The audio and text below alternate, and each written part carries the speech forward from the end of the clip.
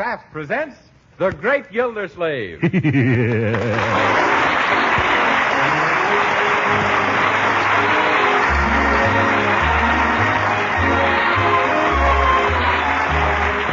Kraft Cheese Company, who also bring you Bing Crosby every Thursday night, present each week at this time Harold Peary as The Great Gildersleeve, written by Leonard L. Levinson.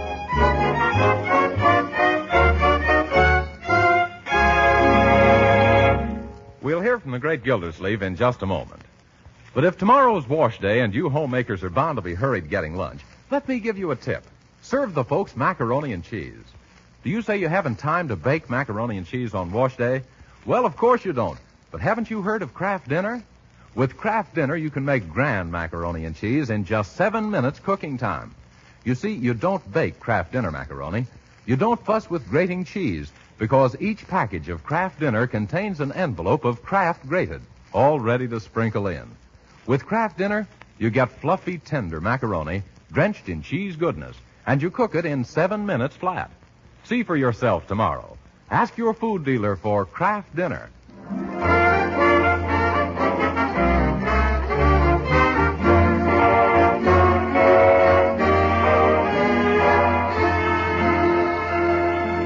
And now let's visit our friend, the Great Gildersleeve, who's been long noted for his easygoing disposition. In fact, his disposition was so easygoing it finally went. Uncle Mort's face has been getting longer and his temper shorter, and he's starting to throw his weight around with unpleasant results everywhere it's landed.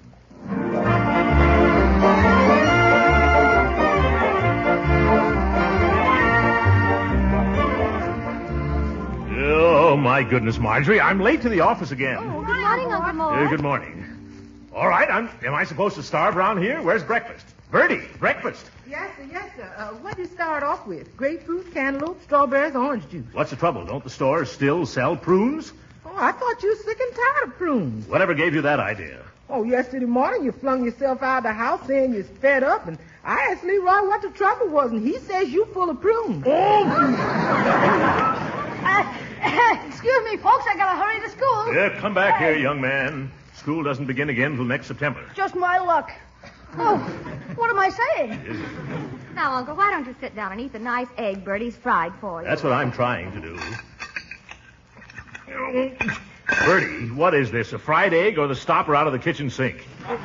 It's an egg, Mr. Gildersleeve, and it was cooked. It wasn't cooked, Bertie. It was vulcanized. I give up. Just wrap it up, and on my way downtown, I'll drop it on a scrap rubber pile. By George, I'd like to slap a Jap in the map with this scrap. And there's going to be a war in this house, unless I start getting fed properly around here. My, he's worse today than he was yesterday when he poured the coffee in his lap and then spilled the cream on his vest, thus dissolving the sugar in his pocket. Gee, I wonder what's wrong with Unc lately. He's been as jumpy as a kangaroo on a pogo stick. Yes. Poor Uncle Mort. You mean poor us? We're the one he's doing his jumping on. You know, I think I have an idea what's troubling him. Gee, what is it, sis? Uncle Mort hasn't any love life. Oh, for corn's sake. Be serious, can't you, Marge? But I am serious. If he could only get excited about some woman, it might calm him down. Oh, you mean he ought to get unto himself a wife? What does he want a wife for? He's got Marge to sew on his buttons, and you to cook for him, and Judge Hooker to fight with. What more could a guy want? I don't necessarily mean a wife, Leroy, but some attractive woman he could get interested in. Then he wouldn't have time to be irritable or critical. At least we could experiment. Okay, but who'll we get to turn on the glamour? Well, how about Mrs. Salisbury Twitchell? Nope, her face has had too many retreads. Well, what do you say to Miss Rosita Callahan? Oh, she's got a pen like a rabbit. Now, wait a minute, brother. Who's going to fall in love with this girl, you or Uncle Mort? Oh, gee, I was just giving you a man's viewpoint. Well, who would you pick up? What about Amelia Hooker? Judge Hooker's sister? Sure. She's awfully nice and jolly, and she makes the swellest cakes and candy. Yes. She's a high school teacher. Is that so? What does she teach? Oh, she teaches girls domestic silence.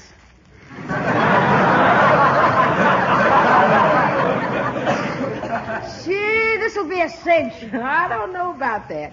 You can't make a silk purse in a pig's eye. Now, building up a romance for your Uncle Mort ain't gonna be no picnic. Picnic? That's it. We'll have a picnic on Sunday and invite Judge Hooker and his sister. Uh-huh. Now make some of my famous potato salad. That ought to bring Judge Hooker. And I'll ask Amelia to bake one of her luscious cakes. That should bring Uncle. Yeah, and it'll probably bring all the aunts, too.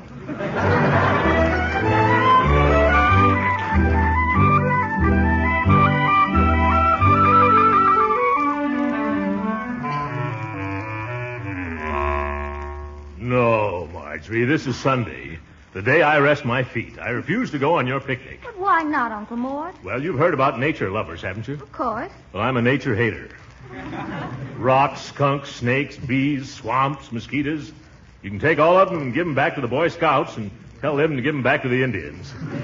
Oh, but Uncle Mort, think of all the fun we'll have at Underwood Falls. What fun? Grinding the rubber off our tires? No, we're saving rubber. We're taking the excursion train. We? Who all's going on this pickle and potato salad promenade?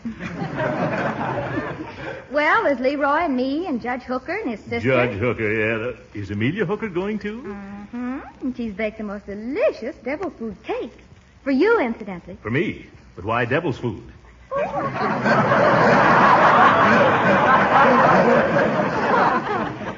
I guess it's because she thinks you're such a handsome devil. Handsome devil. Who, me? Oh, Uncle Mort, that's the first time you've laughed in a week. Huh? Now, come on along. You'll have fun. Marjorie, I've told you how I feel about picnics. Well, strange how Amelia thought you were an outdoor man. She said that you remind her of Gary Cooper. What's so funny about that? Amelia's entitled to her opinion. Gary Cooper, eh? Gosh, I don't know what to say. Gary Cooper, huh? Well, I don't know. Oh, why don't you join us, Uncle? We're leaving on the 10 o'clock. Gary Cooper, huh? Excuse me, partner. Would you mind stepping away from that there mirror? Thanks. Yeah. Oh, I see what she means by Gary Cooper. Amelia was talking about the wide open spaces.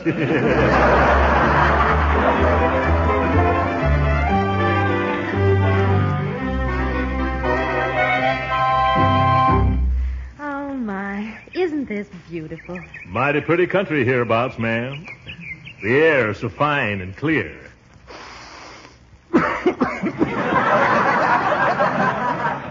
Yes.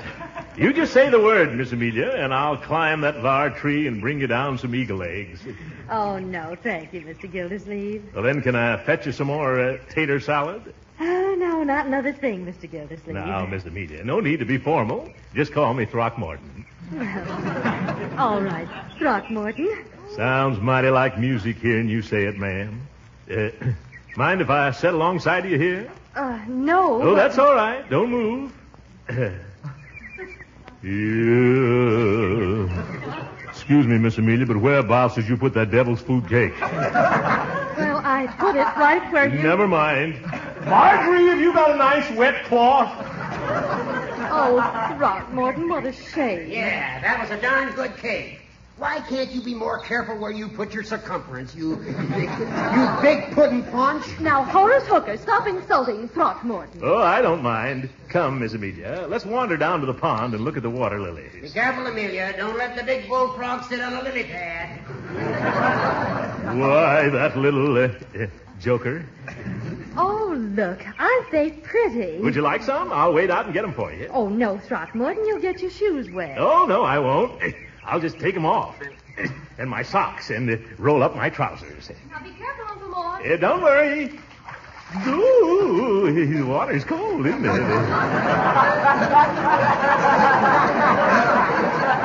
No, Daniel Boone, it's just your feet that are cold. I'll show you, Hooker.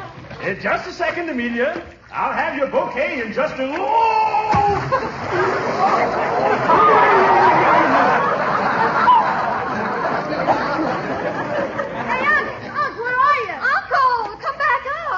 Throckmorton, say something. Can't. Probably has a frog in his throat. Look, the Panama hat's come to the surface. It's drifting away. That's all right. He's probably weaving another one underwater. Oh, here he comes. Well, thank goodness. Who put that hole there? Oh, my goodness, I've ruined all my cigars. We'll help him out, Horace. Look at the big flounder. Here, Gildy, take my hand. Yeah, thanks. Is it very wet in there? Oh, no, Judge. Come on in. The water's fine. Hey, let go. Ooh. Now look what you've done. Now I'm all wet. You're telling me. Oh, now, boys, that's enough fun for one day. Come on out. Yeah, gladly, Amelia. Sit down here, Uncle. Yeah? Well, one thing good. It's worse the cake icing off your trousers. Gee, there must be an easier way of doing it than that. Here, Leroy, please dry off my watch. Okay, I'll wring it out. My goodness, give me a towel, someone. Why don't you just shake yourself, you little Airedale? Look at me, I'm a mess. Yeah, you haven't changed a bit, Judge. Here's your watch, Unc. Jeepers, look at the time. Oh, it's almost time for our train. And the station's a mile away. Oh, gather up the picnic things, Leroy. Where's your coat, Throckmorton? Coat? I hung it on a limb of a tree while we were playing baseball. Oh, yes, there it is. Well, I'll get it for you. Then we must hurry up. Oh, What's the matter, Amelia? look. A bird. It's building a nest in your coat pocket. What's that? Let me see. Look, everybody. A bird's building its nest in my coat pocket. Oh, how sweet. Well, what a pity we have to dispossess her after all her work. Well, what are we supposed to be, the FHA? Shoo her away and let's get going. Oh, Horace, you're too cruel. I am not. Well, what are you going to do? Leave your coat here? Yes, by George, that's exactly what I'm going to do. Uncle, you'll catch cold. No, I won't, my dear. The memory of that little mother bird's gratitude will keep me warm. Gee, Unc, that's the only bird in the country with a double-breasted bungalow.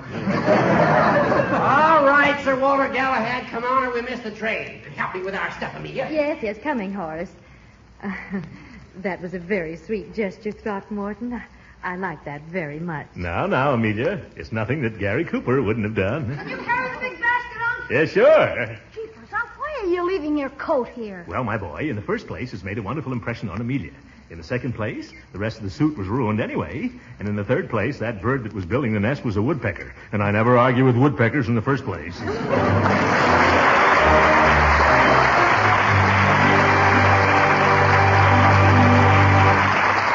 The great Gildersleeve will be with us again in just a few minutes. Meanwhile, a suggestion about getting your food budget to balance. You're on the lookout for economical main dishes, I know. Well, let me point out the thrifty product called Kraft Dinner. For Kraft Dinner not only gives you grand macaroni and cheese in a jiffy, it's very economical, too.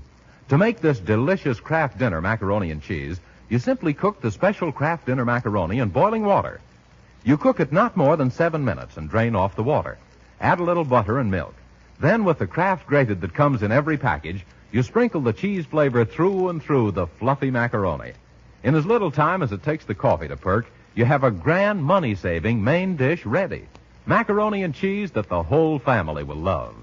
Many smart homemakers are never without Kraft Dinner on the pantry shelf. So tomorrow, why don't you get your pantry set for delicious macaroni and cheese that you make in 7 minutes? Get several packages of Kraft Dinner.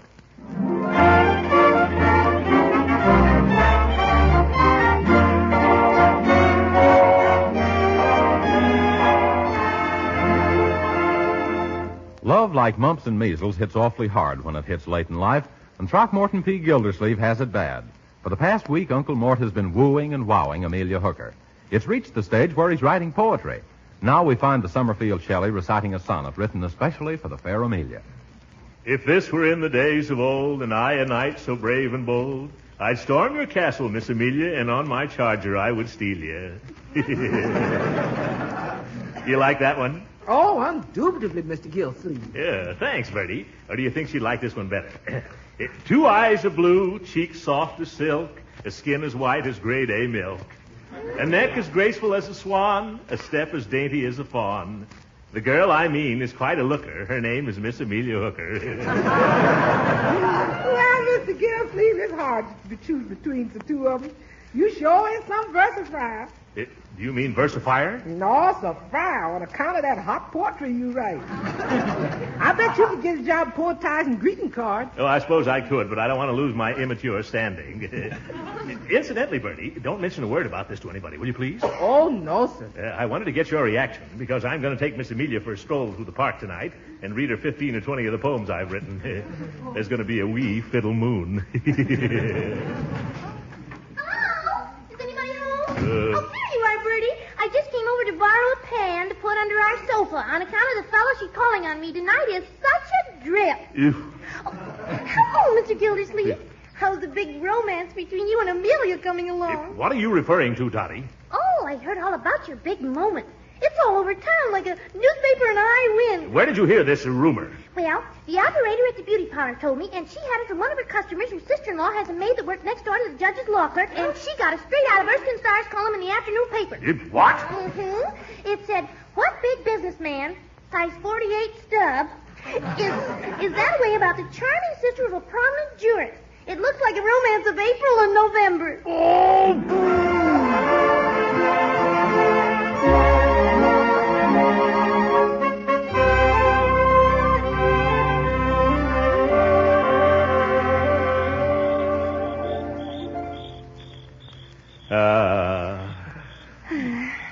What are you thinking about, Throckmorton? Those crickets, Amelia.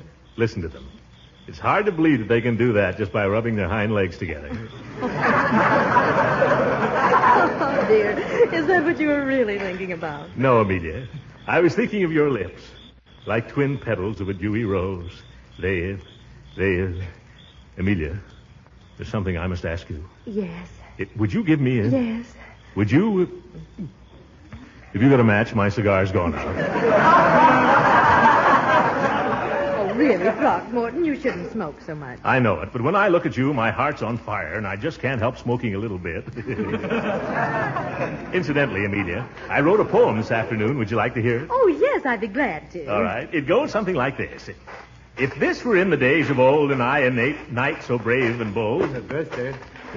Well, what do you want? Excuse me, buddy, but have you got a dime? No, beat it. Can't you see I'm busy? Oh, excuse me. I didn't know you were engaged. We're not engaged. We're just good friends. Go on, scram. But all I asked for was a dime. Amelia, do you happen to have change for a quarter? Oh, no.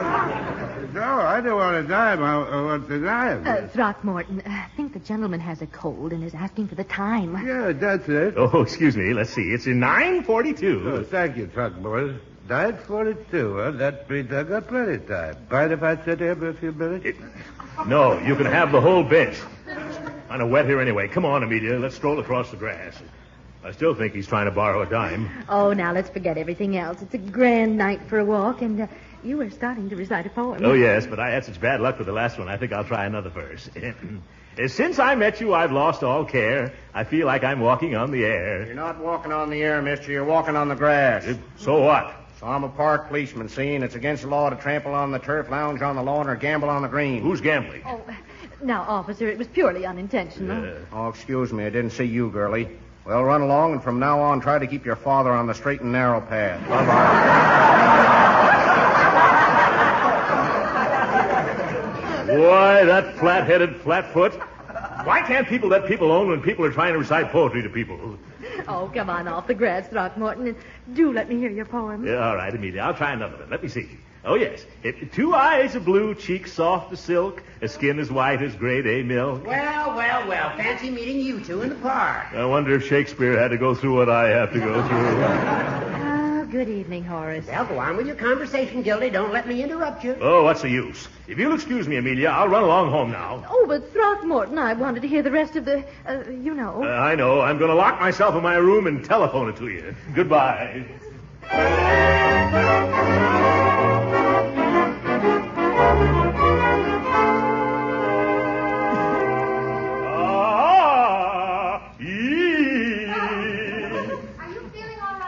Never felt better, my dear. Why are you making those painful noises? I'm practicing some singing exercises. Don't tell anybody, but tonight I'm going to serenade Honeybun. Miss Hooker.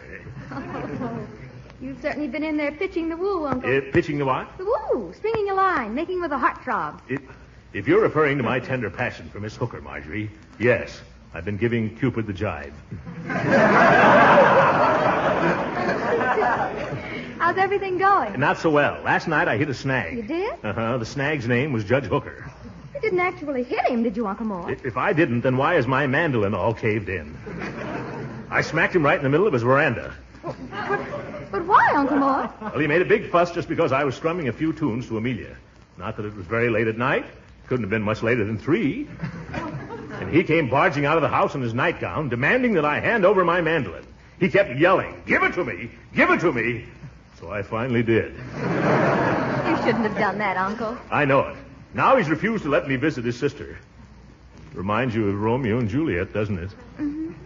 But if the judge has forbidden you to see Amelia, how are you going to serenade her? Well, tonight's his lodge night. He belongs to the Summerfield's Nest of the International Order of Hoot Owls. In fact, he's the Grand Screech. So he should be gone by 8 o'clock. Well, have you phoned to see if Amelia will be home tonight? No, every time I call up, Hooker answers the phone. I'm going to try it again right now. Maybe he's gone out somewhere. But suppose he hasn't. Oh, I've got a scheme. I'll disguise my voice so he won't recognize me. Hello? Hello. What number this, please? Judge Hooker's residence. Oh, Georgia Hooky President, huh? No, this is Judge Horace Hooker. Oh, you Hooker Horsey, huh? No good. No. This is Judge Hooker. Now, who's this? You George Hooky, see me, Sammy. No. Who are you? Oh, me know that long time. What's your name and what do you want? Me Lily, only Lily Hanlonly. No, thanks. We wash our own hands. Oh, for corn's sake. I said very smelly. What are you calling about? Missy Hooky, she home, huh? No, she isn't. Is there any message I can take? No, Judge, just skip it. Gildersleeve! Now what are you going to do, Uncle Mort? I don't give up very easily, Marjorie. Remember, love laughs at locksmiths and jeers at jugheads like the judge. I'm going to send Amelia a box of candy with a message inside. I read that someplace. That should do the trick. Hey, Bertie! Was you calling me, Mr. Gildersleeve? Yes, Bertie. Are you finished with the dishes yet? I've done the dunking, but the wiping is waiting. I want you to take a package over to Miss Amelia for me. Smuggle it in so her brother doesn't find it, see? Now, do you think you can act as Cupid's messenger in this case? Oh, certainly, Mr. Gildersleeve. I'm the cupidest messenger in town.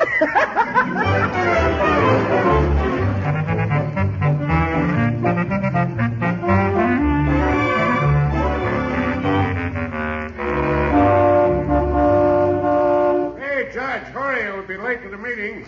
I'm coming, Ralph. After all, it can't start until the Grand Screech arrives. No, but if you're late, they're liable to elect a new one before you get there. Oh, they couldn't do that. Oh, no. If I remember correctly, that's how you were elected. Yeah, but the first thing I did was to change that rule. Yeah, well, hop in. Wait a second. Someone's coming to the house, I think. Oh, hello, Bertie. Oh, hello, Judge. What have you got there? Something for me? No, sir. Then it must be for Miss Amelia. Yeah, that's it. It's for Miss Amelia. Fine. Just give it to me, and I'll take it into her. But I've had strict instructions to put it right in her own hands. Well, she's upstairs, and there's no use making her come down to answer the door. I'll take it. I don't know whether that's right for me to do it. Well, just give me one reason why not. Okay, I'll give you a reason, but I have to go home to get it. Fine. Now, just a second. There's no use you lugging that package all the way home and then back here again. Just leave it with me until you come back. All right, so here it is. Thanks, Bertie. I'll take good care of it. That's mighty considerate of you, Judge. Hey, what's the idea? That's Gildersleeve's cook. I've forbidden him to see my sister, and dollars to donuts, this package is something he sent her. What are you doing? Foiling Big Gildersleeve. Well. Chocolates. Have some, Ralph. Thanks. Oh, look, a note. Let me see. Listen to this. Dearest darling Moonflower, I've phoned and called to see you all day long. But in vain. And who has so cruelly kept us apart?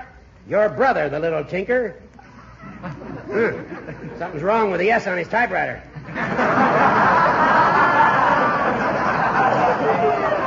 I'll fool him. Tonight, when old Sourpuss is playing Hoot Owl, I'll glide beneath your window and let the golden notes of song pour out of my throat. Your fluffums wuffums. Say, Judge, what are you going to do? First, we're going to finish eating this candy. Then I'm going to get Amelia out of the house on some pretext or other. Then you and I are going upstairs and fill every pot, pitcher, and bucket in the house with water. Why? Well, when Fluffums Wuffums pours the golden notes of song out of his throat, we're going to pour the water out of the window.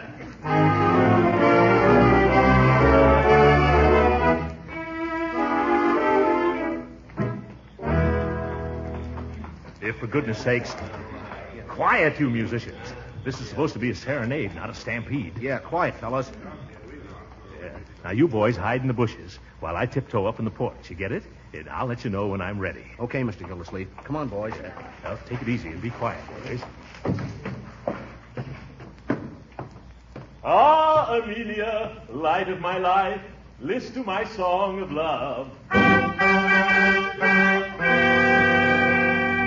Oh, just a little love, a little kiss. Just an hour that holds a world of bliss.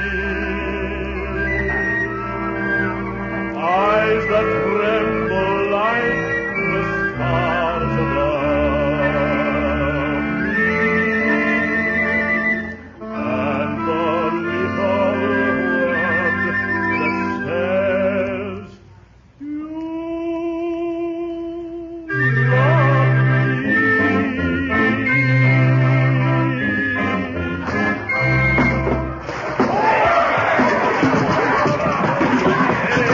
What in the name of Jupiter Pluvius is the big idea? It's me, Gildy. I hope you're dripping wet, you great big drip. Is that so? Well, you never touched me. I was here in the porch swing all the time. Yeah, but you got the whole band. We're all doused. Well, let's turn these fellas right for making all that noise. Oh, by the way, Hooker, that's the policeman's band. What? Fix yourself up pretty, Judge. You're about to have visitors. I don't care. At least my sister never got to hear you. Oh, no? Who do you think this is sitting in the porch swing with me? Rudy Valley?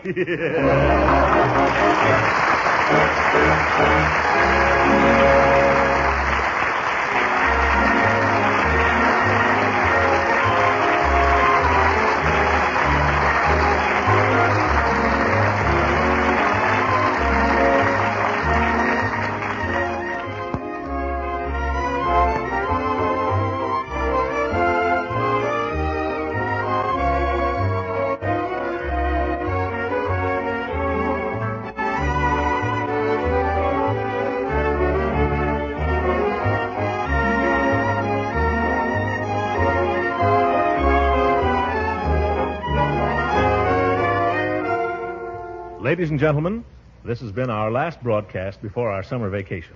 Before we go, I'd like to express my sincere appreciation to the Kraft Cheese Company for a most pleasant year. Also, my deep thanks to our writer, Leonard Levinson, and to the members of the cast for their able assistance. Walter Tetley, who plays Leroy, my nephew, Lorene Tuttle, my niece, Marjorie, Lillian Randolph, who's Bertie, Earl Ross as Judge Hooker, Paula Winslow as Dottie Dobson, and William Randolph Mills, our musical director, and Cecil Underwood, our producer. I am proud to announce that during the 8 weeks we'll be off the air, the United States government will take over our half hour to bring you the Victory Parade. Each of the top NBC shows is contributing one program to this series, so be sure to listen in. I hope you all have a pleasant summer, and now, good night.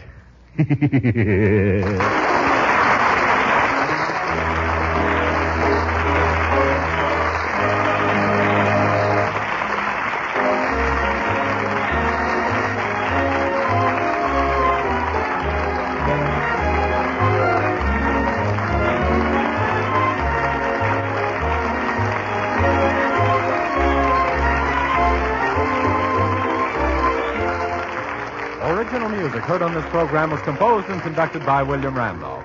This is Jim Bannon speaking for the Kraft Cheese Company and inviting you to tune in again August 30th at this same time for the further adventures of the Great Gildersleeve. Right now, you American homemakers are more nutrition conscious than ever before. You know that wholesome, nourishing food will help make strong Americans. Yes, and you're finding out that the right foods aren't necessarily expensive. Certainly a good example of that is nutritious Parquet margarine, the wholesome, delicious spread for bread made by Kraft. You see, Parquet margarine is an economical source of important food value. Why, nourishing Parquet margarine is one of the best energy foods you can serve. And every pound contains 9,000 units of important vitamin A. Yet, for all its goodness, it's thrifty, too. Now, once you've tasted Parquet's delicate, appetizing flavor, you'll agree it deserves a place on your table morning, noon, and night. So tomorrow, order a pound or two of delicious, nutritious Parquet margarine. Just ask for Parquet, Parkay. Parquet margarine made by Kraft. This program has reached you from Hollywood. This is the National Broadcasting Company.